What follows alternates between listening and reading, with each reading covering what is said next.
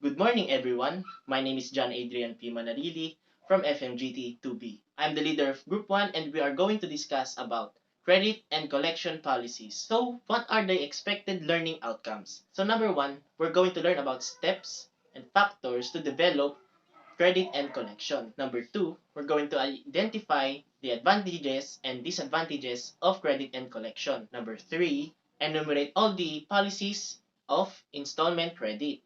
Number 4, know all the types of form contracts.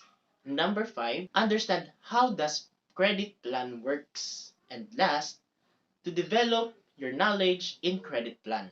So that's all for the expected outcomes, and I need you to relax, listen carefully, and more importantly, jot down some notes while listening and watching to my reporters. First, I will explain to you what is a credit cycle. A credit cycle is an illustration that guides a credit man for planning and preparations of the credit policies. This topic will further explained by the next reporter. Thank you. So, sa credit cycle, may limang nakapasok doon. Market planning and credit, sales strategy and planning terms of sales, current cycles, cost of borrowing and credit, profitability and credit. So, sa market planning and credit, dito nila ginagawa yung mga strategies and tactics para maka-gain and maka-attract ng customers. So, meron din itong mga advantages, which is yung yun nga, maka-gain sila ng customers, makadagdag ng profits, at saka mas makilala pa yung business na yun or yung company na yun.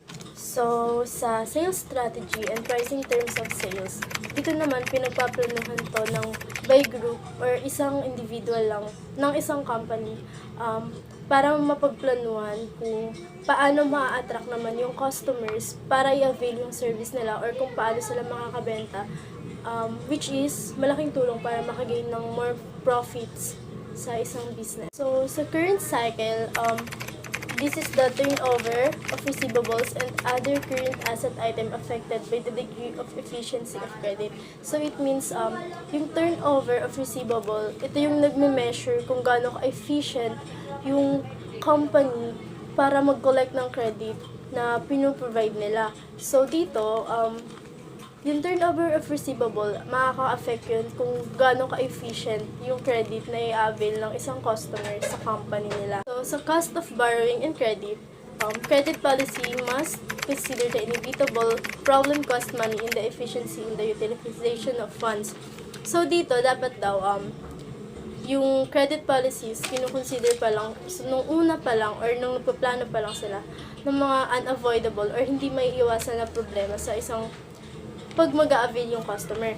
So, syempre, kapag magpaplano ka ng mga unavoidable problems, uunahan mo na rin ng efficient way or effective use of planning ng kung paano ito may iwasan or kung paano yun mariresolbahan agad. Profitability and credit. Credit efficiency affects the ultimate soul of probability. The problem of money cost are aggravated by receivable write-off. So, dito naman, yung current efficiency daw, ma-affect nun yung, yung soul of probability.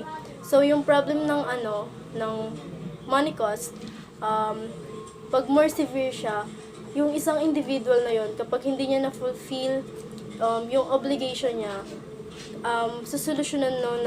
susolusyonan siya ng receivable write-off or in other terms, parang mga incident reports, ganon. So, yun yung way niya para maayos lang yun. Basic reason why credit business is a good business. Credit customers ordinarily do most of their trading with the store where they have an account. So dito, yung mga credit customers, dun sila madalas bumibili, dun sa mga store na kung saan sila madalas nabibili or nag-a-avail ng mga service and products. Credit customers are not so price conscious as cash customers. So, dito, ang pinagkaiba ng credit customer and cash customer is yung mga credit customer, hindi nila iniisip kung magkano yung isang product na or service na ina-avail nila. Unlike sa cash customer na kailangan pa nilang budgetin yung cash nila para mag-cash or bago nila i-avail yung isang product or yung isang service. Credit customers do not shop around so much. So dito naman, yung mga credit customer daw, hindi sila yung palaikot na kung saan mapupunta para lang maghanap ng mga bibilhin. So, unlike sa cash customer, nag-iikot-ikot pa sila, minsan naghahanap pa kung saan yung mas mura or saan sila mas makakatipid. Credit customer can be sold more than cash customer. So, dito kasi, sa mga credit customer, kung ano lang yung magustuhan nila, minsan, avail lang sila ng avail kasi nga, hindi nila iniisip yung presyo or hindi nila naiisip na mauubusan sila kasi nga naka-credit card sila or hindi naman nila babayaran oras mismo.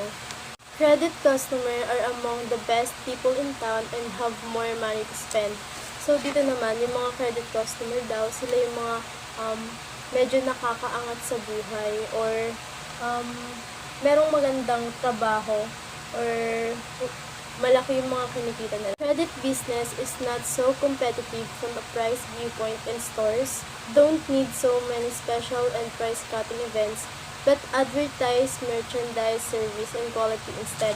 So, dito naman, kung credit business ka, hindi mo na kailangan mag-isip ng mga marketing strategy and like ng mga cash customer na kailangan ng 50% discount, mga ganon. So, dito naman sa credit business, hindi na nila yung kailangan. Ang hinahanap lang nila dito is yung mga quality and service na maayos. Credit customers stay with the store for a longer period of time, for years, if they are treated well.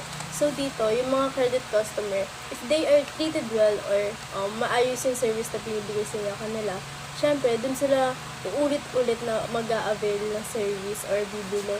Credit customer all have an assertable credit limit and if kept within, if their account are practically as good as gold.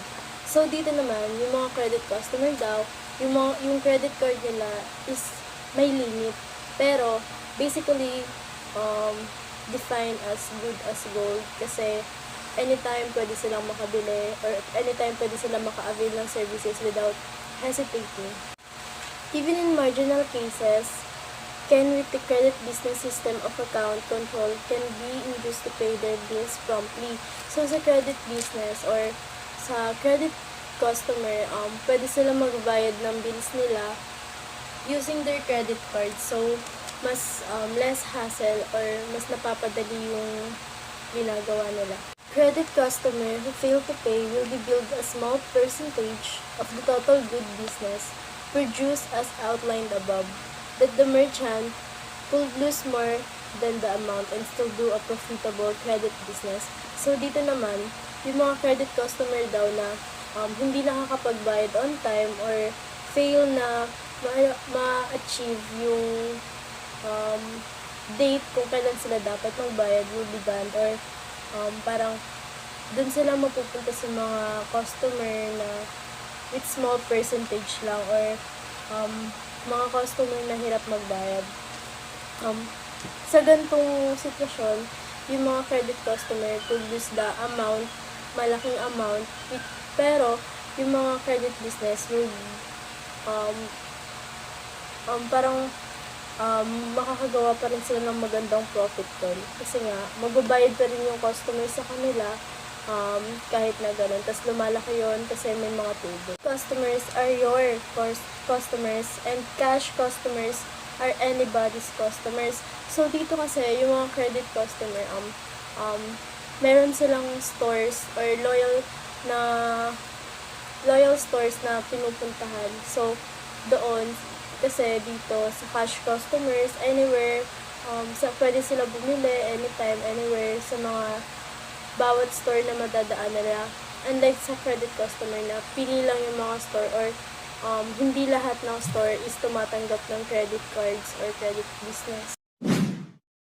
So, dito naman, may mga question kang kailangan i-discuss or isipin bago ka mag-offer ng installment selling or credit cards. Una, what goods am I offering? So, dito, syempre, bago ka mag-offer ng installment selling, isipin mo muna kung ano yung mga ibebenta mo, or kung papatok ba yun sa mga customers. Sa what type of credit do my customers want? Kung ano ba yung mga credit, syempre may mga types tayo ng credit, which is yung may mga limit, diba? May silver minsan, may gold, mga ganon. So, anong credit ba yung gusto ng customer na i-avail sa'yo? So, what are my financial resources? Ano ba yung mga pinagkukuhaan ng kita ng customer na yon? Kaya ba nilang i-avail yung credit card na yon, or yung planning na yon, yung installment, kaya ba nila yung bayaran, or kaya ba nila yung i-avail? Or my competitor offering installment credit? So, syempre, dito sa business na to, lahat may competitor. So, iisipin mo dito, are my competitors ba, yung competitors ba na yun, mas patok yung kanila, or ano ba yung mga way na gagawin ko para mas maging patok yung akin? What laws regulate installment selling? So, syempre dito, kailangan mong pag-isipan yung mga gagawin mo sa credit business mo or installment selling na business mo. Syempre, kailangan mo gumawa ng mga patakaran bago ka umano, which is madidiscuss naman yan mamaya. So, meron tayong factors na nakaka-affect sa mga decision ng customers. Una, kinds of goods that sold. So, dito naman, yung mga customer, mga credit customer, hinahanap nila, hindi yung price or yung mga, kung magkano ba yan. Ang hinahanap nila dito, yung mga quality or high unit value. Siyempre, kung magagano sila ng mahal or ng mga ganun kabigat na price, siyempre, ang na nila is yung mga magtatagal sa kanila or yung mapapakinabangan. Customers' desire. Do they really want an installment credit? Siyempre, bago ka mag-offer ng mga, isip mo muna kung gusto ba talaga yun ng customer, or papatok ba yan sa mga customer na makakakita. Financial resources. Is the money you have available for spending theirs? So, dito, as a customer, kunwari ako credit customer, isipin ko ba kung yung credit plan ko ba or yung credit card ko ba pasok para dun sa product na bibilhin ko or may spend ko, kung kaya ba ng credit card ko yun or kung aabot ba sa limit. Action of competitors. So, can your plan can attract more than theirs? So, syempre, iisipin mo kung yung plano mo ba or yung business mo ba is makaka-attract ng more customers than others. Tapos, last one is regulatory laws. Should examine the regulation before you decide on installment selling. So, syempre, bago ka kumuha ng installment selling or ng isang goods ng installment, isipin mo muna kung kailangan mo munang malaman kung ano yung mga laws nila doon or kung ano yung mga patakaran nila before you decide or before you avail. Hi, my name is Maria Grace Asares P, and today we will discuss about the policies of installment credit. Installment credit ay isa siyang loan for a fixed amount of money kung saan yung borrower agrees to make a set number of monthly payments at a specific amount. It can have a repayment period that can last from months to years until the loan is paid off. And the example of these are auto loans, mortgage, personal loans, student loans, and all types of installment loans. So, the following are the policies of installment credits. Number 1 is goods to sell. So, sa goods to sell, dapat piliin mo kung ano yung mga major purchase para sa iyong mga customer. Yung mga major purchase kasi ay iba't iba yan sa iba't ibang customer. Depende kung ano yung mga taste and preferences nila. For example, yung major purchase para sa mga estudyante ay mga laptop, cellphone, ganyan. So, yung product na yun offer mo ay laptop, which is cost 20,000. So, for them, they can purchase it in cash. But for others, it can be in an installment loan. So, dapat i-consider mo kung ano yung mga buying habits ng mga customer mo before deciding kung ano yung mga goods na dapat i-offer mo into installment terms only. Next is down payment. So, down payment, this is a type of payment that made in the early stage of a purchase of an expensive goods or services. The down payment should be big enough to give the customer a sense of ownership. Kasi kung hindi mataas yung down payment na ibibigay nila at mas mababa pa roon, sa'yo mapupunta yung burden ng collection expenses, repossessions, and losses. For example, nag-apply ka sa home credit to purchase a laptop that worth 20,000 pesos.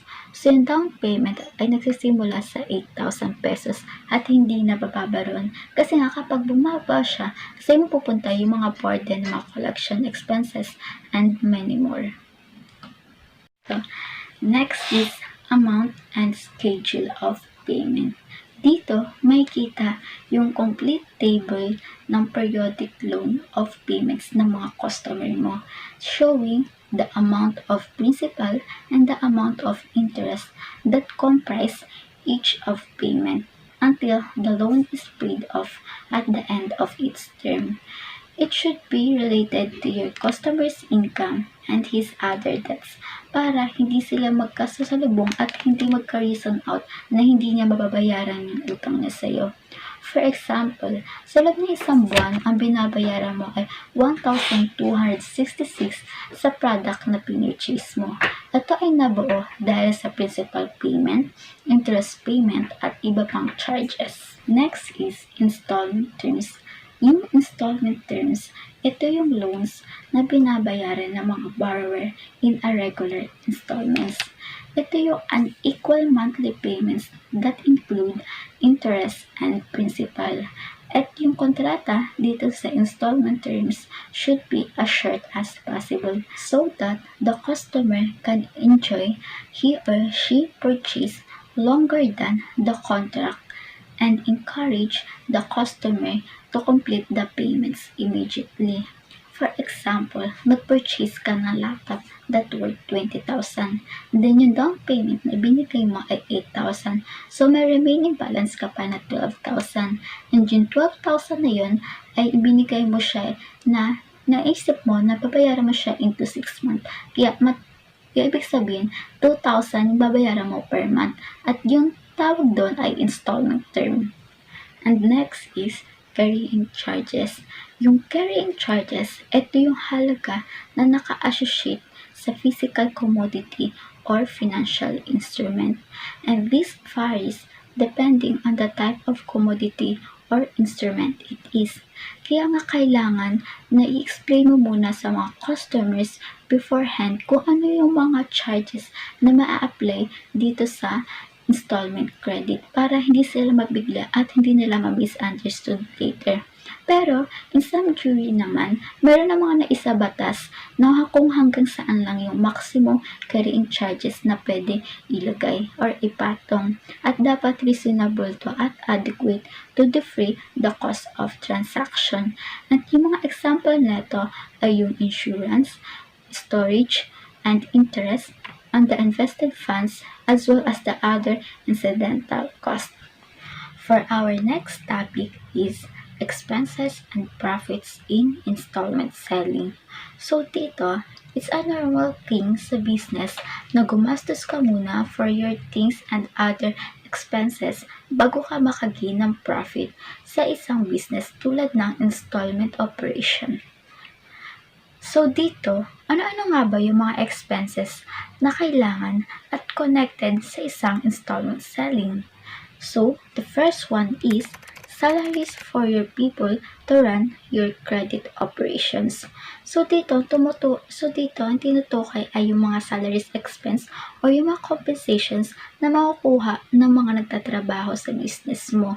So kailangan ito kapalit ng kanilang hard work, dedication, and honesty at sila yung pinaka-essential sa business mo para mag-help na mag-grow. And the second one is expenses of office, space, supplies, and utilities. Dito, yung tinutukoy ay yung mga gastos mo para sa iyong opisina, sa pwesto na kailangan, at sa mga supplies at iba pang mga kagamitan. So, itong mga bagay na ito ay essential naman talaga sa isang business or necessary for the day-to-day function of your credit business. Tapos, itong mga gamit na ito ay kailangan din ng mga employees. So, dito, nakakatulong para maging productive yung work ng mga employees mo at maging efficient sila. And the third one is collection and repossession expenses. So dito, tinutukoy yung mga expenditures sa mga collections and repossessions sa mga commodity, wherein ikaw ang mag-shoulder sa mga utang na hindi na nabayaran at ang mga possession na mga kinuha na. So, and the last one is interest on money borrowed to carry on your business. So, alam naman natin na yung interest isa sa mga important aspects sa ekonomiya. Sila ang nag-influence sa cost of borrowing, sa return of savings and investment. Yung interest din ay yung nagpo-provide ng insight for our economic and financial market activity. Dito, yung installment operations mo ay paid back over a set amount of time with regular repayment from the debtor that helps your business to grow.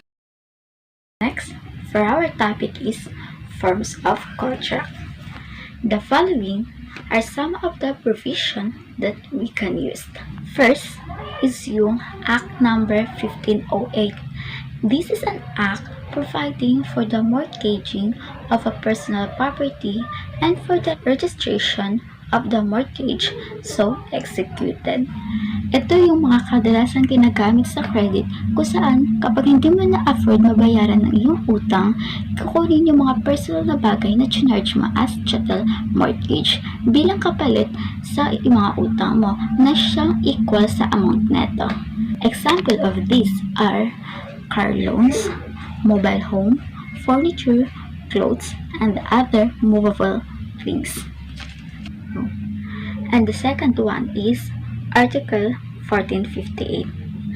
This article, it says that by the contract of sale, one of the contracting parties obliged himself to transfer the ownership and to deliver a determined thing, and the other to pay therefore a price certain in money or its equivalent. Pinapakita dito na meron daw dalawang parties, which is yung debtor at saka yung creditor. Yung creditor, siya magbibigay ng ownership or determining sa debtor. And then yung debtor, siya yung magbibigay ng sapat na kabayaran like cash or equivalent neto sa creditor. At yun yung meaning net. In other words, isa siyang kontrata na kung saan kailangan mong i-transfer ang ownership of goods from seller to buyer. Dati, sa business world, handshakes lamang ang ginagamit as a sign of contract of sales. But now, kailangan na natin ng written form para makaiwas sa contradiction later at hindi natin malimutan kung ano yung mga pinag-usapan. Dito sa credit, maaari mong bawiin ang goods kapag nag-fail sa debtor to make the payment under the resolutory condition. And lastly is credit investigation. Credit investigation, ito yung tawag sa procedure na ginagawa ng mga financial institution para makita kung sino yung mga potential clients na kaya makabayad ng utang. So, meron itong dalawang uri. So, first, ito yung direct investigation where creditor collects information directly from the customer. And second, yung indirect investigation is where creditor collects information through the third party. So, meron tayong local credit bureau and other sources na pwedeng tingnan ng mga credit investigator. And once na may nakita silang information, dito sila mag-base kung i-approve or i-refuse nila yung mga undesirable credit risk before the sale is made. And dito, mas pinapahalagahan yung mga installment customers kaysa sa mga nag-open charge accounts lang. Kasi dito sa installment credit loans or accounts, dito nag-represent ng high average of sale figure. And dito kasi nag-extend over a longer time yung mga installments. And this is where I need to cut my reports, and in the following chapters, it will discuss more truly about the credit and collection. Thank you. Good morning each and everyone. My name is Lanza and I will discuss to you about credit plan. So, let's begin. Credit plan. Credit plan, ito yung agreement between kay lender and borrower na kung saan napapag-usapan dito yung kung anong petsa or magkano ang napagkasunduan nila lender and borrower. So, halimbawa si borrower ay manghihiram ng 1,000 at ang napagkasunduan nilang petsa dapat kinabukasan. So, magre-request si lender ng interest sa hindi niya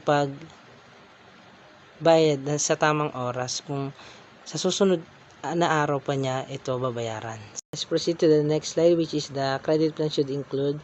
First is a forecast of the credit and collection feature in the coming year or several year. Dito tinutukoy dito na dapat napipredict na natin or nakikita na natin yung result ng ating credit plan if magiging success ba siya or magiging ma-fail ba siya. If magiging success siya, syempre may ginawa tayong maganda pamamalakad, magandang techniques para mapalakad yung credit plan sa isang company or sa bangko. If na-fail naman siya, may dahilan to na pagkalugi or nawawala na ng kita yung bangko or yung company. Maaari kanyang bigyan ng maaari hindi kanya mabigyan or hindi kanya mabayaran. At magkakos din ito ng bad debt sa atin. So, dapat maging tayo madiskarte sa paggawa ng credit plan. So, next tayo. Second is expenses including salaries and bad debt. So, ayun nga, yung tinutukoy nga natin kanina. Dapat may specific design or specific plan ka sa buong kampanya or sa buong bangko. At may may grand design ka rin para sa pangkalahatan. Syempre hindi lang yung pinaka-department mo kundi sa lahat ng department syempre para mag-result siya ng magandang kita sa bangko pati sa kumpanya. So, third is standard and regularize. Syempre dito na tinutukoy natin yung pumapasok yung policies or mga rules and regulation para mag-commit ng success sa isang kumpanya or pwede rin siya mag-result ng failure syempre. If maganda naman yung pamamalakad mo, syempre magre-result din ito ng mga magagandang result or magagandang feedback para sa inyong kumpanya or sa bangko syempre. So yon. Dapat pahalagaan natin yung mga policies and rules and regulations, missions and visions, or respeto rin sa mga, syempre sa mga rules para palagi naman talaga yun. Dapat may rules tayo na sinusunod or mga policies. So, next tayo, number 4, dito natin makikita yung mga nakukuha natin benefits along the year or along the several years.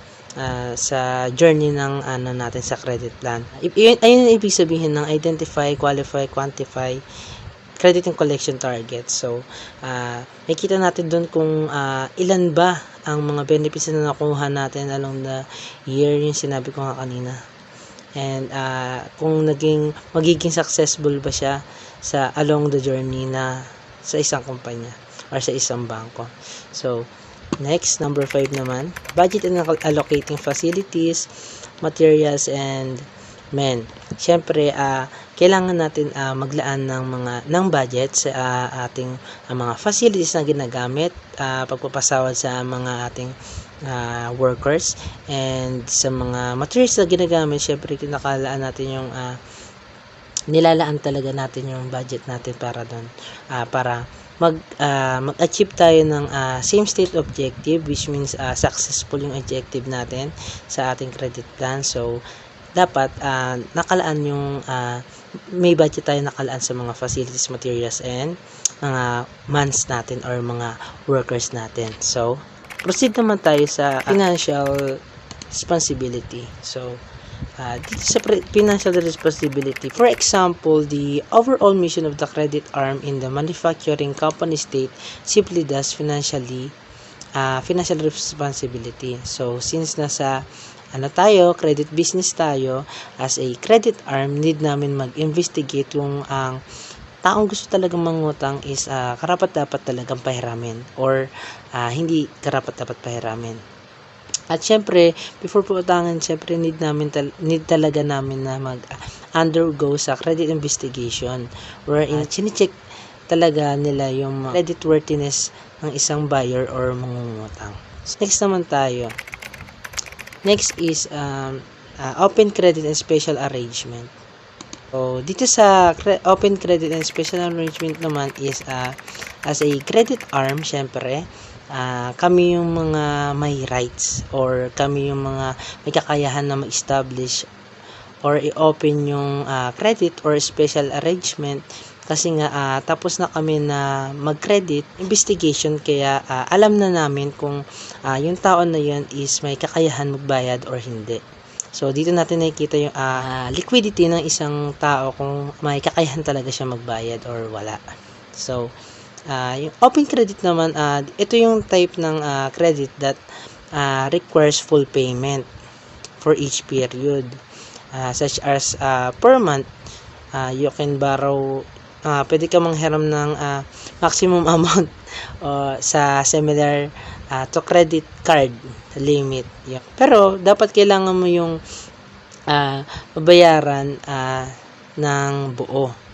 May specific na date. Yan. So, example, kumuha ka ng cellphone or umutang ka ng cellphone. Siyempre, pag ito may cellphone, siyempre, kung magbabayad ka, dapat buo. Kasi pinahiram ka rin nila ng laking o yung sagad na nila na pwedeng ipahiram sa'yo.